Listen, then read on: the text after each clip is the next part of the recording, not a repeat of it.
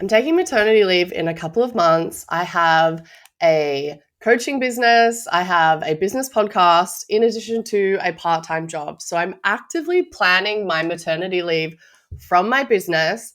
And I want to share with you the framework that I'm really applying to this whole strategy to allow me to take at least a 3-month break, hopefully 4, into that season to enjoy my life, to enjoy my children, and to make that transition easier. So I'm going to break down all of my systems, everything I'm leaning into, the plan that I have for my staff. I have a little strategy on how I'm prepping content well in advance so that I can enjoy time off with my new infant and my toddler.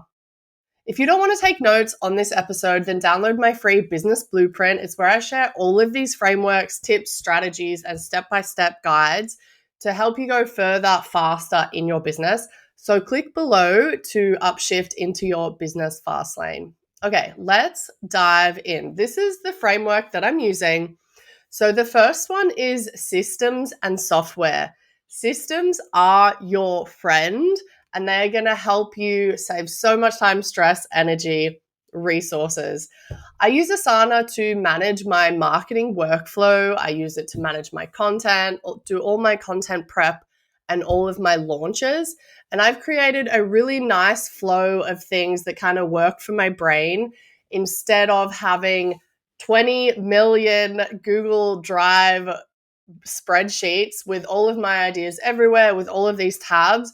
It's really streamlined, and I cannot speak enough about having these systems, because what it means is instead of just having like random ideas or random like workflows or like a little tweak in the strategy that I want to have, I don't just put it in a notes app. I don't just record a voice note. I have a system. I record it into these softwares. It's all there. And every time I'm coming back into my business every day when I open up my laptop, I just look at it. It's there. I know exactly what I do. I know exactly where I'm picking up from. And it is going to be incredible for you to help save time, save that energy, and to plan ahead. So the second thing that I'm doing is I'm really leveraging automations in this season of life and business.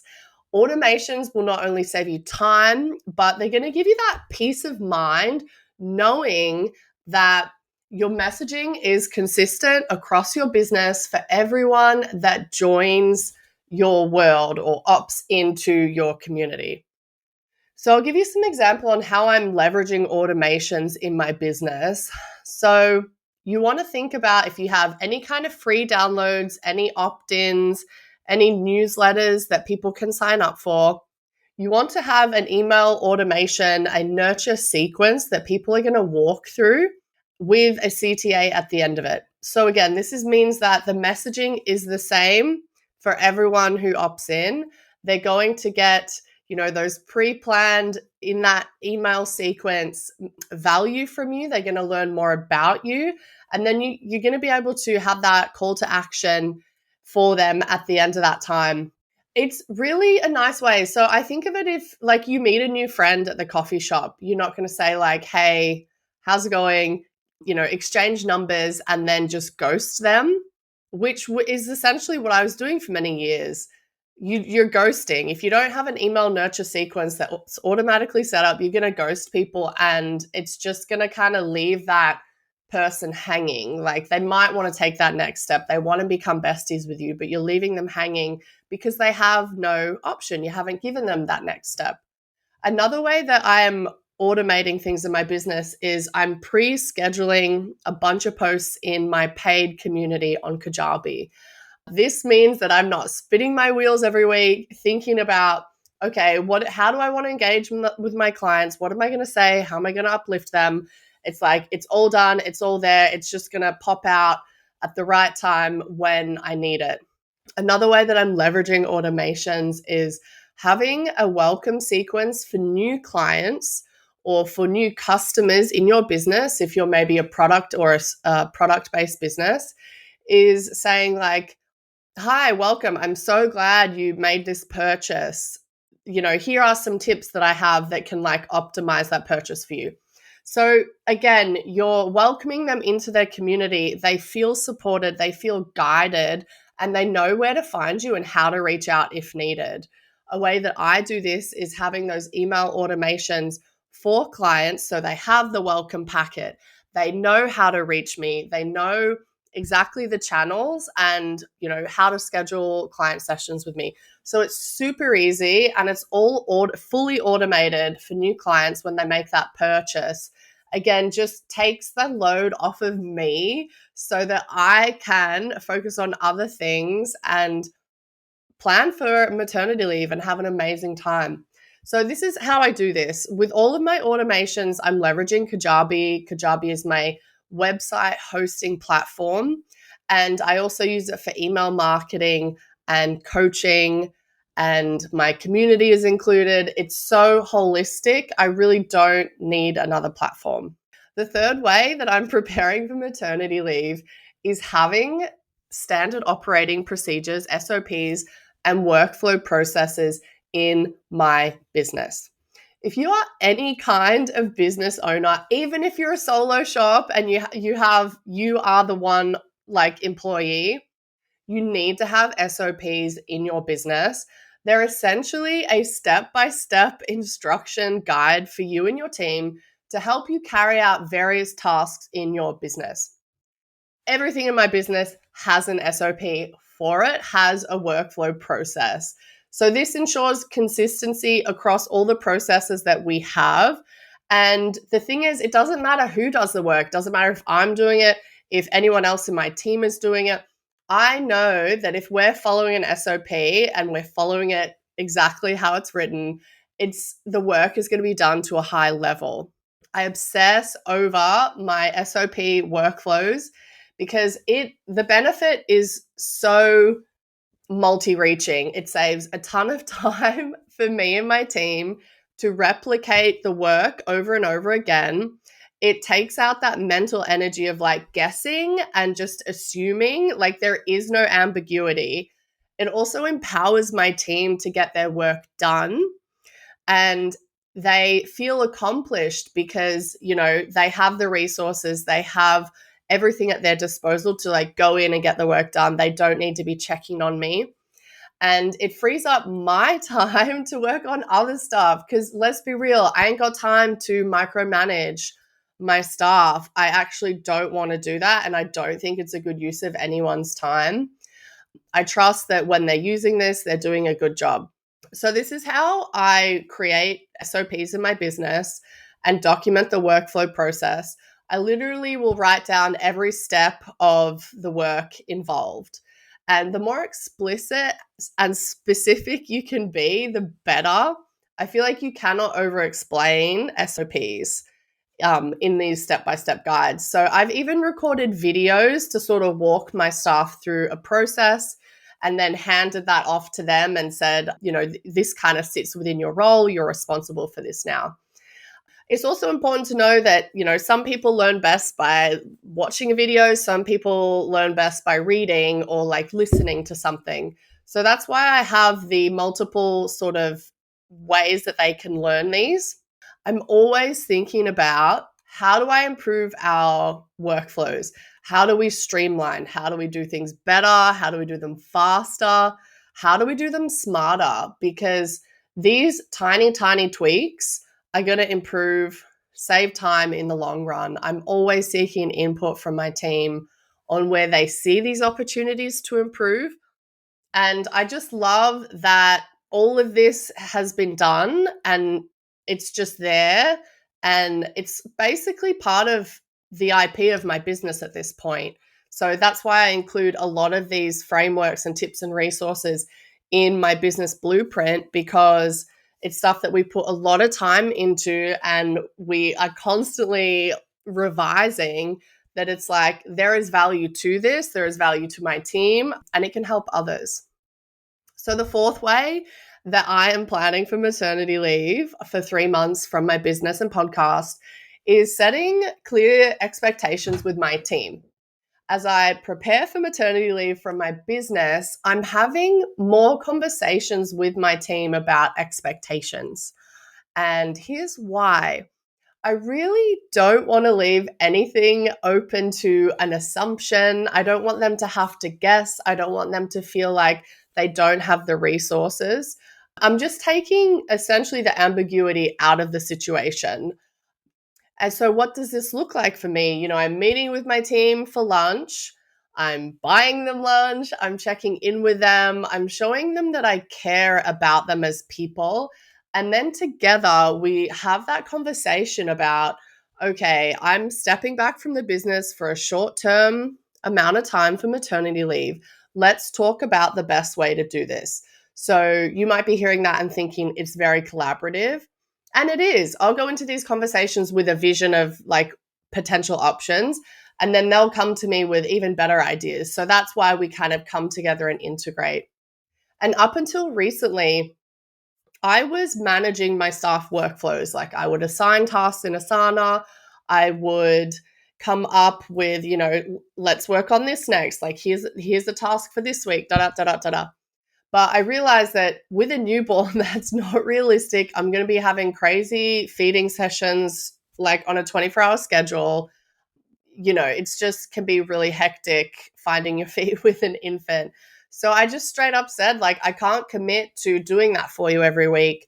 I need you to be able to go every week and know exactly on any day what needs to be done, where to find the work, and have the resources to publish the content, put it out there, schedule everything.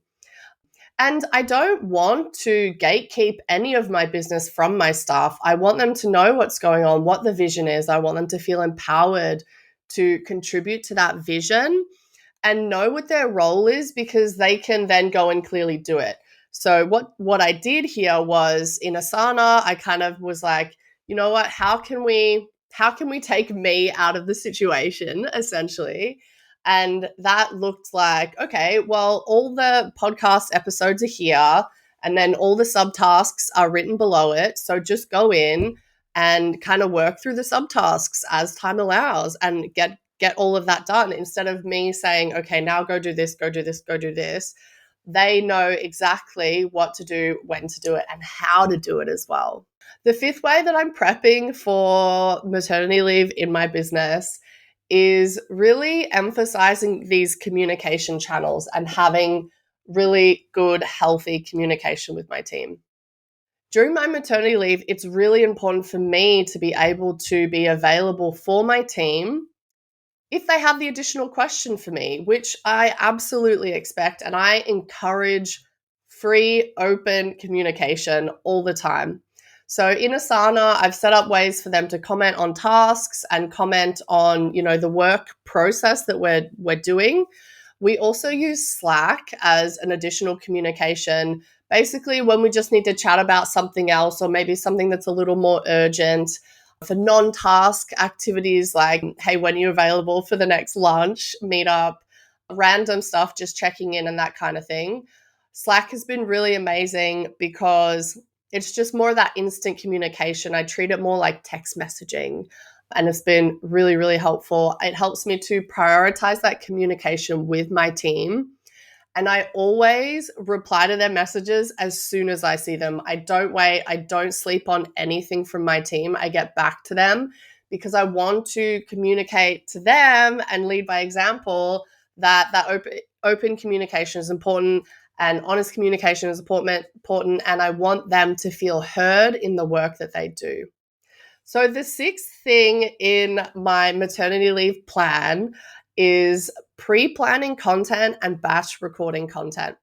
Now, I have noticed in my life that content does not just happen one day a week when I'm sitting down and writing, outlines for a YouTube or a podcast episode like I used to.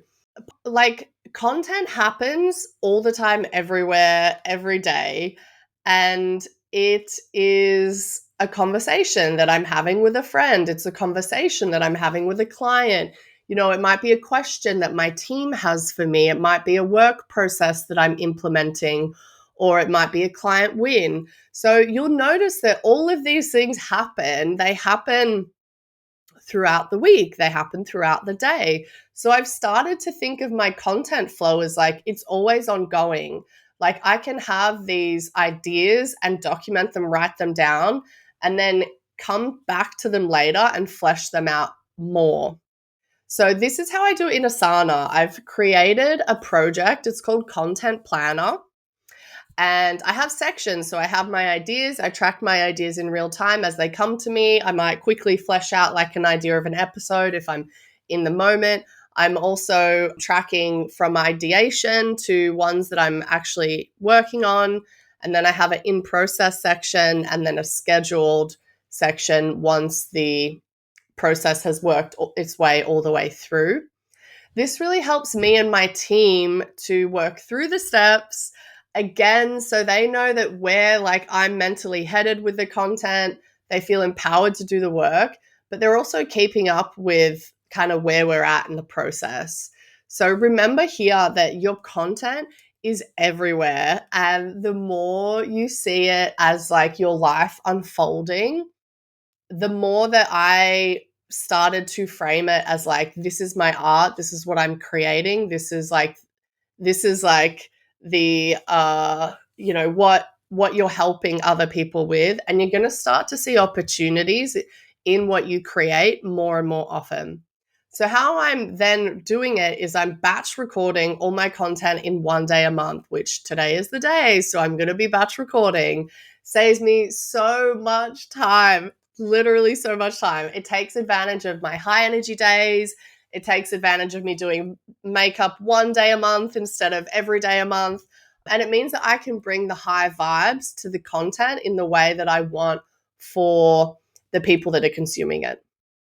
So to wrap this up, if you want to grow your business in a way that runs really smoothly without running you into the ground and grinding your gears constantly, maybe you even want to take some extended time off, like I am with a 3-month maternity leave, then really you need the structure behind the scenes to be able to make this happen. So systems like Asana and Kajabi are fabulous. They have so many time-saving automations.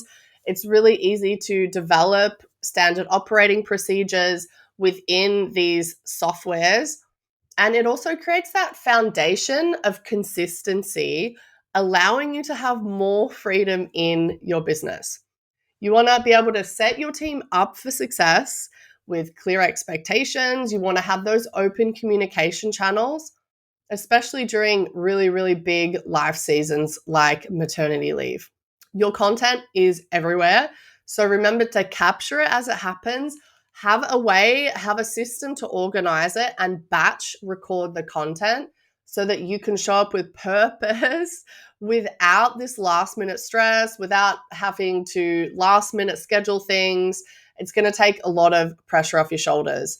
If you want this entire framework and strategy that I've just laid out here, then download my free business blueprint. It's where I share all the frameworks and all these step-by-step strategies so you can go further, faster in your business. The link is below in the description.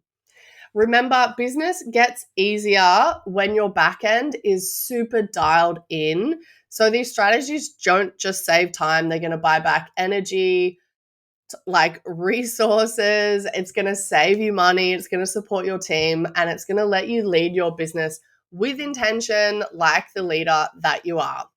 So keep going, babe. You got this, and I'll see you in the next episode.